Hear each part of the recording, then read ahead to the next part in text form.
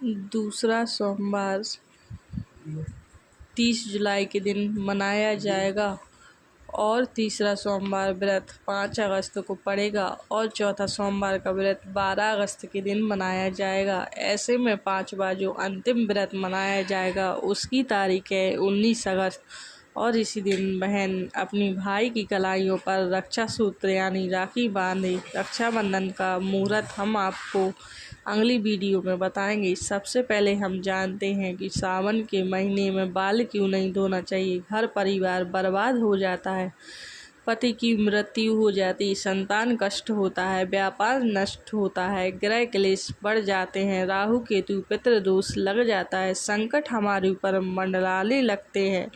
आइए जानते हैं सावन के इस पवित्र महीने में भूल कर भी अपने केस यानी बाल ऐसे कभी मत धोना, बने बनाए काम सब बिगड़ जाते हैं। अगर आप भगवान शिव से प्यार करते हैं तो कमेंट बॉक्स में सच्चे दिल से हर हर महादेव जरूर लिखें और हमारे चैनल को सब्सक्राइब करके इस बेल आइकॉन को जरूर दबाएं। महादेव के लिए एक लाइक तो बनता है, लाइक जरूर करें। सावन का महीना बहुत ही शुभ और खूबसूरत महीना होता है, प्यार का महीना होता है। सावन का हर एक दिन उतना ही पवित्र माना जाता है जितना कि गंगा जल। माँ का आंचल। सावन में शिव जी की पूजा अर्चना करने से मनोकामना पूर्ण होती है। अच्छे वर्ग की कामना करने वाले लोग सावन सोमवार व्रत अवश्य रखें। जो महिला सावन सोमवार का व्रत संपूर्ण करती हैं तो साक्षात महादेव उनके लिए वर स्वयं ढूंढते हैं और वर कोई मामूली वर नहीं होता, साक्षात अपितु उसमें महादेव का गुण होता है। उसे वर को महादेव का आशीर्वाद मिलता है, प्राप्त होता है, माँ पार्वती का आशीर्वाद मिलता है, धन लक्ष्मी उसके जीवन में हमेशा बनी रहती है। आपको बता दें सावन जब बरसते हैं तब अक्सर हम उसमें स्नान करते हैं, बालों को धोते हैं। पूरे सावन हम खुशी से बरसात का लुत्फ़ उठाते हैं। लेकिन क्या आप जानते हैं सावन के इस पवित्र महीने में किसी भी महिला को ऐसे बाल नहीं धोने चाहिए। काम धंधा बिजनेस सब ठप हो जाता है, संतान को मिलते हैं कष्ट। आइए जानते हैं आज का विषय। सुहागिन महिलाएं किस दिन बाल धोएं और किस दिन ना धोएं। सुहागिन महिलाएं गृह लक्ष्मी होती हैं। गृह लक्ष्मी यानी कि घर की सुख समृद्धि आप पर निर्भर है। ऐसे में सुहागिन महिलाओं को कब अपने बाल या फिर सिर धोना चाहिए और कब नहीं, यह तिथि और बार पर निर्भर है। पहले बात करते हैं तिथि की। अमावस्या, एकादशी और पूर्णिमा के दिन बाल नहीं धोने चाहिए, बहुत ही घोर अनर्थ माना जाता है। ज्योतिष शास्त्र के अनुसार अगर देखा जाए तो अमावस्या, एकादशी और पूर्णिमा तिथि पर चंद्र या तो उच्च या फिर नीच स्थिति में होता है। ज्योतिष कहते हैं कि चंद्रमा मस्तक को प्रभावित करता है। दूसरा, हमारे हिंदू पंचांग में तिथि के अनुसार ही व्रत और त्यौहार मनाए जाते हैं। यह शुभ दिन है, इनके एक दिन पहले बाल धोने चाहिए, ना कि उस दिन पर। धर्मशास्त्रों के अनुसार माना जाता है कि सावन के महीने में किसी भी समझदार कन्या को, स्त्री को, औरत को सावन में जो वर्षा आदि होती है तो उसमें खुले बाल स्नान नहीं करना चाहिए, घोर पाप माना जाता है। इससे पितृ उत्पन्न होते हैं और पितृ दोष लग जाता है। शास्त्रों के अनुसार हमारे ऋषि मुनि पुस्तक में बताते हैं खुले बाल से जो पानी टपकता है उससे राहु की उत्पत्ति होती है और हमारे पितृगण नाराज होते हैं। तो आप जित अपना खुले बाल वर्षा आदि में स्नान करेंगे तो आपके बालों से पानी टपके ही, जिसके कारण राहु की उत्पत्ति होगी और हमारे पितृगण नाराज हो जाते हैं, पितृदोष लग जाता है। उस महिला या स्त्री को भूत शक्ति लग जाती है। सावन के महीने में बहुत सी महिलाएं वर्षा आदि में स्नान करती हैं और वह भूल जाती हैं कि खुले बाल स्नान करने से पितृदोष लगता है और जब पितृदोष लगता है तथा राहु नाराज होता है तब घर में किसी की मृत्यु अवश्य होती है तथा ग्रह कलेश, ग्रह दोष, काल सर्प दोष, शनि दोष, मंगल दोष भयंकर रूप ले लेता है। गुरु ग्रह भी साथ छोड़ देता है। इसी कारण वर्ष आदि में स्त्री या कन्या महिला को स्नान करने से खुले बाल द्वारा मना किया गया है। आप अपने बाल बांधकर स्नान कर सकते हैं। बालों को अगर कसकर बांधकर स्नान किया जाए तो पितृगण नाराज नहीं होते, पितरों की तृप्ति नहीं होती, राहु दोष भी नहीं लगता। अब चलिए जानते हैं बारों के बारे में, किन बारों में बाल नहीं धोने चाहिए, किन बारों में बाल धो सकते हैं। यहाँ भी आप एक बात का ध्यान रखें कि आप किसी भी बार का व्रत रखते हैं तो उस व्रत वाले दिन पर उस बार को आप बाल नहीं धोएंगे। एक दिन पहले ही बाल धोकर शुद्ध हो सकते हैं।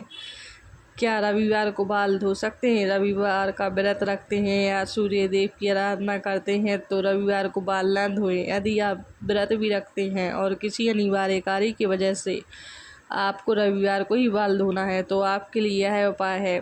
आप गुड़हल के फूल ले लीजिए, उन्हें थोड़ा सा मसल कर उसमें जो रस निकलता है उसे अपने बालों में लगा लीजिए। उसके बाद बाल धो सकते हैं। सोमवार क्या है? सोमवार के दिन बाल धो सकते हैं। आइए जानते हैं। सोमवार को बाल धो सकते हैं, लेकिन जो महिलाएं सोमवार का व्रत रखती हैं वे सोमवार को बाल भूल कर भी ना धोएं। लेकिन किसी अनिवार्य कारणों से सोमवार का व्रत रखते ही बाल धोना पड़े तो उसके लिए यह उपाय है।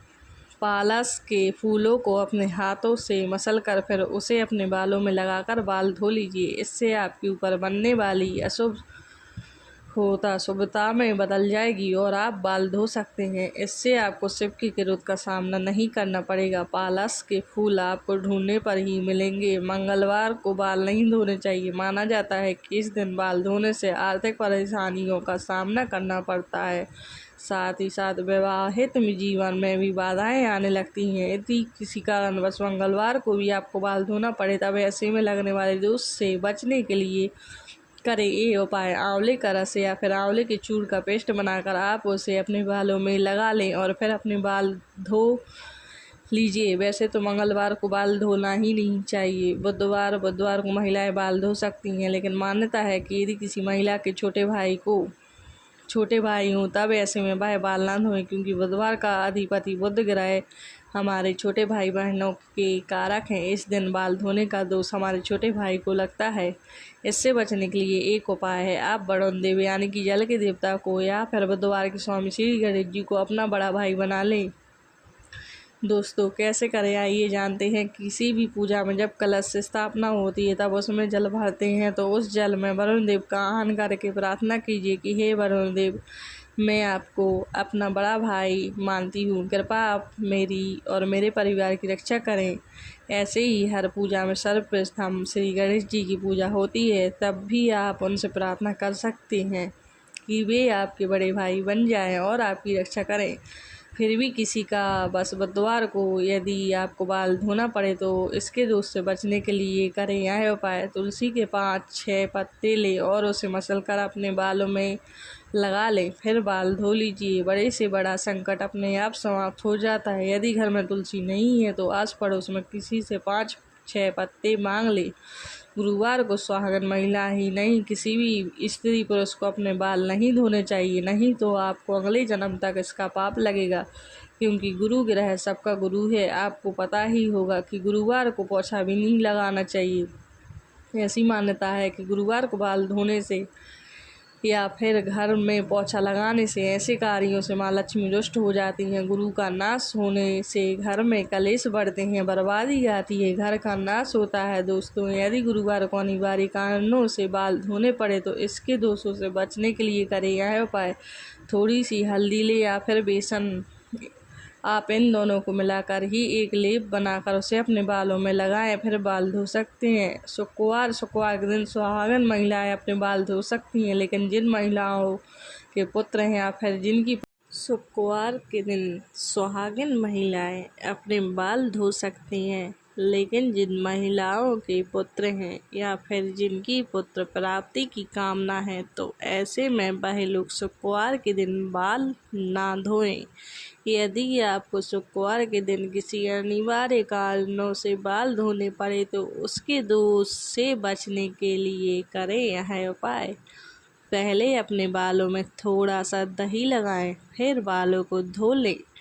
बात करते हैं शनिवार की। शनिवार को सुहागन महिलाएं अपने बाल ना धोएं। शनिवार यानी कि शनिदेव का दिन माना जाता है। जैसे कि आप जानते हैं सभी देवों में न्याय के लिए उच्च स्थान शनिदेव को दिया गया है। शनिदेव को न्याय का देवता कहा जाता है। एक तरह से आप इन्हें पूरे ब्रह्मांड का जज कह सकते हैं। और इसी कारण सभी लोग शनिदेव के प्रचंड क्रोध से भी डरते हैं। यदि आपको शनि के प्रकोप से बचना है तो इस दिन आप बाल कतई न धोएं। किसी अनिवार्य कारणों से इस दिन बाल धोने पड़े, इस दोष से बचने के लिए आप अपने बालों में कच्चा दूध लगाएं, फिर बाल धो लें। बालों में थोड़े से कच्चे दूध का छींटा लगाकर बाल धोने से शनिदेव की बुरी दृष्टि नहीं पड़ती। और इतना तो आप कर ही सकते हैं कि थोड़ी सी दूध का छींटा अपने बालों में लगाकर शनिवार को ज़रूर स्नान करें। हम आपसे कुछ ज़रूरी बातें शेयर करना चाहते हैं और वह है कि सुहागन महिलाएं अपनी मांग में सिंदूर भरती हैं। शरीर के इस स्थान को यानी कि मांग को गंगा स्तन माना जाता है, तो जब यहाँ पर सिंदूर लगाया जाता है तो उसे गंगा सिंदूर कहते हैं। यही पवित्रता और सौभाग्य की निशानी है। इसी कारण जो सुहागन महिला नहाकर मांग में सिंदूर भरती है वह पूजा पाठ में शामिल हो जाती है। अगर वह बाल ना भी धोए तो, क्योंकि उसे पवित्रता और सौभाग्यवती का वरदान मिला है। लेकिन पुरुषों को हर दिन बाल धोकर ही पूजा पाठ में शामिल होना चाहिए। एक और डाउट रहता है कि मासिक धर्म के दौरान आप बाल धोएं या नहीं। अलग अलग प्रांतों में इसकी अलग अलग प्रथाएं कई जगह तथा हमारे आस पड़ोस में तो आज भी मासिक धर्म के पहले, तीसरे और पाँचवें दिन कंपलसरी बाल धोते हैं। इसमें तिथि या बार बिल्कुल नहीं देखा जाता।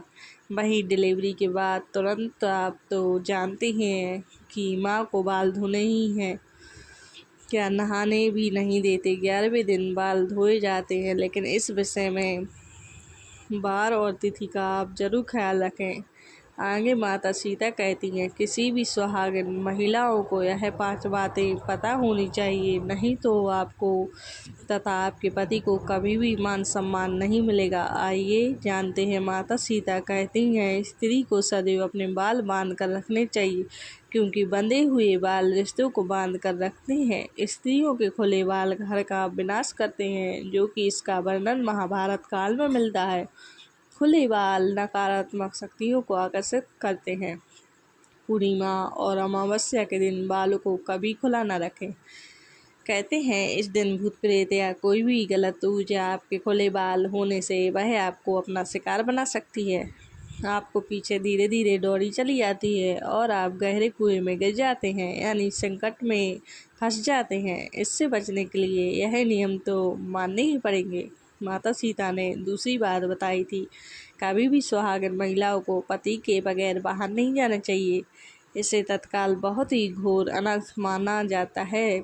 माता सीता की तीसरी बात, किसी भी स्त्री को अपने घर की गुप्त बातें बाहर नहीं कहनी चाहिए। इससे उल्टा आपके घर का विनाश हो जाएगा। पड़ोसी के घर भी किसी भी सुहाग महिलाओं को ज़्यादा समय के लिए नहीं जाना चाहिए। ज़्यादा तालमेल नहीं रखना चाहिए। माता सीता की चौथी बात, शादीशुदा महिलाओं को अपनी मांग सदैव भरनी चाहिए। जितनी लंबी आपकी मांग होगी उतनी ही आपके पति की उम्र बढ़ेगी, आपके पति को मान सम्मान मिलेगा। जो स्त्री अपनी मांग का सिंदूर छुपाती है या थोड़ा सा लगाती है, उसका पति भी समाज में छुप जाता है। ऐसी महिला का पति हमेशा हार का मुंह देखता है।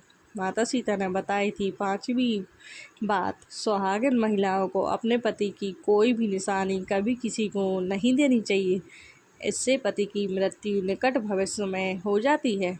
पति की कोई भी निशानी पत्नी को सदैव दिल से लगा कर रखनी चाहिए। अंत में माता सीता कहती हैं, स्त्री को सदैव अपने पति यानी कि परमेश्वर के पांव अवश्य दबाने चाहिए। पुरुष के घुटनों से लेकर पिंडली तक का भाग शनि का होता है तथा स्त्री की कलाई से लेकर उंगली तक का भाग शुक्र का होता है। और जब जब भी शनि पर शुक्र का प्रभाव पड़ता है तो धन की प्राप्ति का योग बनता है। अतः स्त्री को प्रतिदिन अपने पति के पैर दबाने चाहिए। इससे धन, यश, वैभव, खेती, उत्तम जीवन साथी, धन संपदा प्राप्त होती है। इसलिए हमेशा आपने देखा होगा कि लक्ष्मी जी भगवान विष्णु के पैर दबाती रहती हैं और इसी कारण वह धन की देवी हैं, क्योंकि ऐसा योग धन की वर्षा करता है। कमेंट में सच्चे दिल से लिखें, हर हर महादेव, ओम नमः शिवाय।